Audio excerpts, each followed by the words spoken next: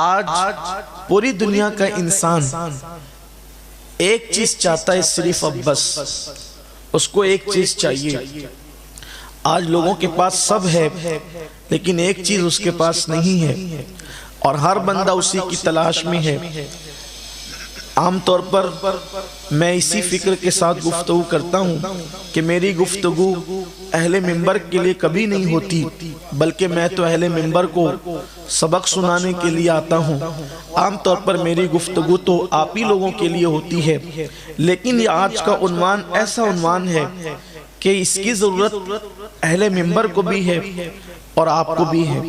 مجھے بھی ہے اور آپ کو بھی ہے۔ ایک چیز کی متلاشی ہے دنیا، کیا عرب والے، کیا عجم والے، کیا مشرق والے، کیا مغرب والے، کیا ایشیا والے، کیا یورپ والے، سب اسی چیز کے متلاشی ہے، اور اس کو آسان زبان میں کہتے ہیں سکون۔ انسان سکون کا متلاشی ہے۔ انسان کبھی یہ تصور کرتا ہے سکون ملے گا تو کہاں ملے گا؟ سکون چاہیے، نوجوانوں کو بھی سکون چاہیے، بوڑھوں کو بھی سکون چاہیے، بچوں کو بھی سکون چاہیے، مسلمان کو بھی سکون چاہیے، غیر مسلم کو بھی سکون چاہیے۔ انسان ہے سکون کا متلاشی۔ کبھی انسان نے تصور کیا سکون تو انہیں ملتا ہے بھائی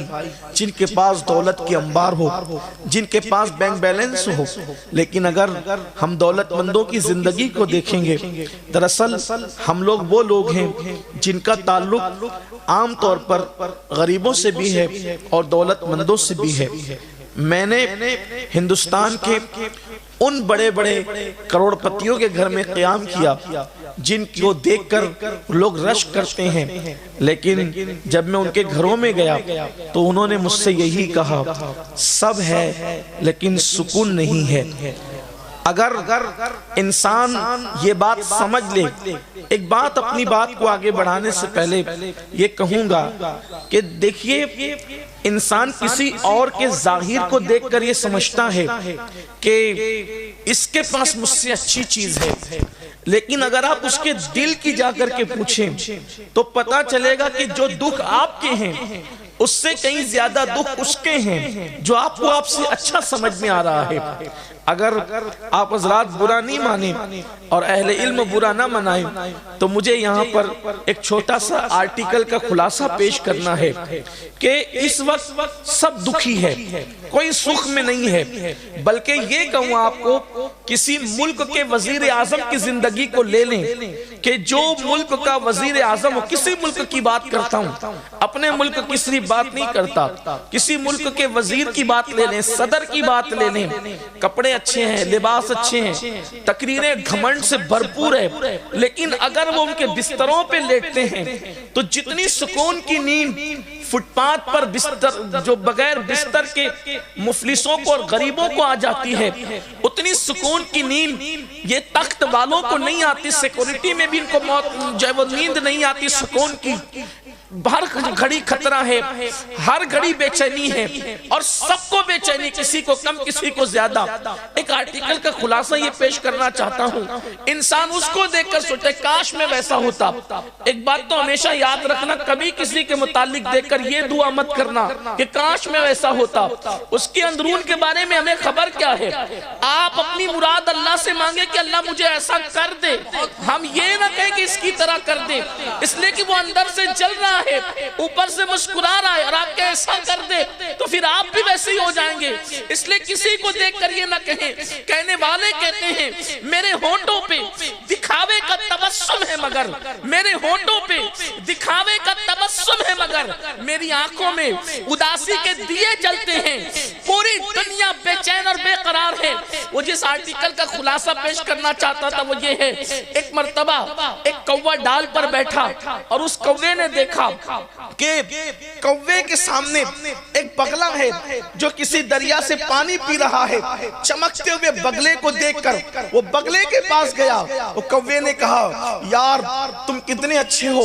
کتنے خوش نصیب ہو، کتنے کتنے خوبصورت ہو، یہ میرا کالا رنگ دیکھو، میری چونچ بھدی بھدی دیکھو، میں کیسا ہوں یار، تم کتنے اچھے ہو۔ تو بگلے نے کہا یار تمہارا جو دکھ ہے وہی دکھ تو میرا بھی ہے، کہ میں تو طوطے کو دیکھتا ہوں تو سوچتا ہوں یہ کتنا اچھا ہے، میرے پاس تو صرف ایک ہی رنگ ہے، وہ بھی میلا ہونے کا خوف ہے، وہ ہرا ہرا، پھر اس کے بعد اس کے گلے میں خوبصورت لال سا پٹا۔ ہم تو بولی نہ بول سکیں، وہ تو انسانوں کی بھی بولی بول لیتا ہے۔ کبھی آپ نے طوطا دیکھا ہے؟ ذرا جا کر کے دیکھو، اس کے پاس تو دو دو کلر ہے، دکھ اس کو بھی تھا۔ اس کے بعد وہ چلا کوا طوطے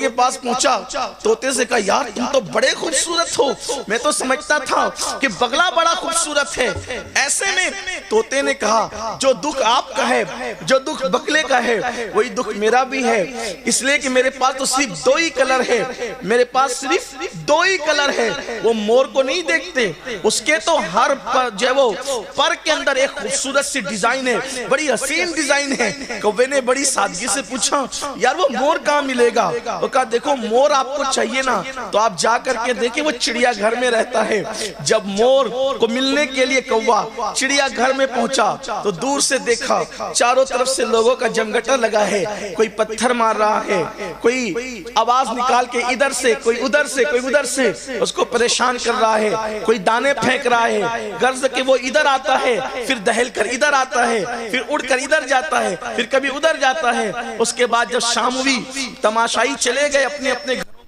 تو آ کر کے جو ہے وہ کوا اس کے پنجرے پر بیٹھا اور کہا یار کتنے خوبصورت ہو تم، تمہارے سر پر تاج بھی ہے، تاج کسی بادشاہت کا اعلان کرتا ہے، کتنے حسین ہو تم۔ مور نے روتے ہوئے کہا دیکھو میں کتنا دکھی ہوں یہ میں جانتا ہوں، آپ کے پاس رنگ نہیں ہے، آپ کے پاس حسن نہیں ہے، آپ کے پاس جمال نہیں ہے، لیکن میری طرح قید بھی تو نہیں ہے۔ اتنی خوبصورتی کو میں کیا کروں جس سے میرے دل کو قرار نہیں ہے، اس لیے کہ تم جہاں چاہتے ہو اڑ سکتے ہو، جہاں چاہتے ہو جا سکتے ہو، جس سے چاہتے ہو مل سکتے ہو، یہ حسن ہی تو ہے جو پیروں کی زنجیر بن گیا ہے اور چڑیا گھر کے پنجرے میں مجھے قید کرا دیا ہے۔ اس دن کوے کو احساس ہوا کہ میں مور سے بھی زیادہ جو ہے وہ تقدیر والا ہوں، اس اعتبار سے کہ مجھے آزادی میسر ہے، جہاں جہاں آنا جانا میسر ہے۔ تو میرے عزیزوں سب کا دکھ ایک ہے، پتہ چلے یا نہ پتہ چلے، دولت مند بھی بے چین ہے، مالدار بھی بے چین ہے،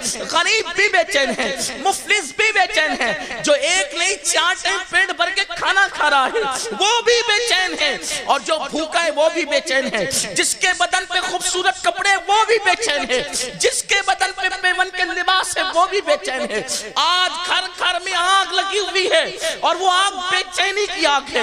بیٹیوں کا باپ اس لیے بے چین ہے کہ اس کو بیٹیاں ہی بیٹیاں ہیں، وہ شادی کرے تو کیسے، پرورش کرے تو کیسے، ان کے لیے جو وہ نباہ کا ذریعہ لائے تو کہاں سے، اور باپ جو وہ بیٹوں کا باپ وہ بھی بے چین ہے، اس لیے کہ بیٹے بے وفا ہو گئے ہیں، بیٹے باغی ہو گئے ہیں، بیٹے غدار ہو گئے ہیں۔ بیٹیوں کا باپ بھی بے چین، بیٹوں کا باپ بھی بے چین، اولاد ہے وہ بھی بے چین، اولاد نہیں ہے وہ بھی بے چین، علم والا ہے وہ بھی بے چین، علم نہیں ہے وہ بھی بے چین۔ تو یہ بے چینی کی بلا آئی کہاں سے اور بے چینی کس وجہ سے ہے، تو اس کو سمجھنا ہوگا۔ سکون کا متلاشی انسان اگر سکون ڈھونڈنے نکلا ہے تو آؤ بے چینی کیوں ہوتی ہے، بے قراری کیوں ہوتی ہے، انسان بے چین کیوں ہوتا ہے۔ دراصل بات اتنی ہے، انسان کا وجود دو چیزوں کا مرکب ہے، انسان کا وجود زندہ وجود دو چیزوں سے ترتیب پاتا ہے، ایک تو خاکی جسم ہے اور ایک تو نوری روح ہے۔ جسم اور روح جب دونوں ملتے ہیں تو انسان کو زندگی ملتی ہے، انسان کو حیات ملتی ہے۔ جسم بنائے خاک سے، روح بنی ہے نور سے، اور پھر روح جو ہے وہ اللہ کی طرف سے عالم بالا سے آئی ہے۔ اللہ کا فرمان ہے وَنَفَقْتُ فِي مِن رُوحِي، تو میں نے انسان کے اندر اپنی روح کو جلوہ گر کیا، اپنی روح کو ڈال دیا۔ قرآن اس کو امر ربی بھی کہتا ہے، رب کا حکم بھی کہتا ہے، امر بھی کہتا ہے۔ تو یاد رکھو جسم کی فطرت میں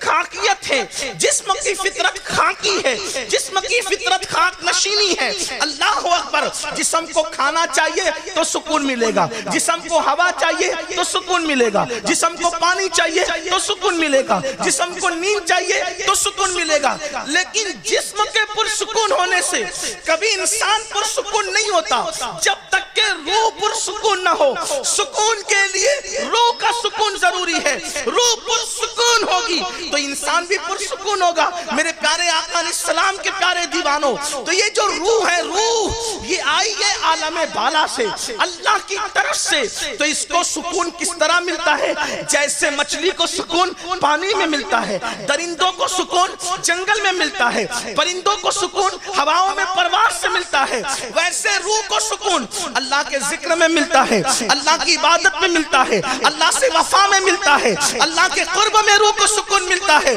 اللہ اکبر! تو جب انسان اللہ کی عبادت کرتا ہے، روح پر سکون ہوتی ہے تو اس کو سکون مل جاتا ہے۔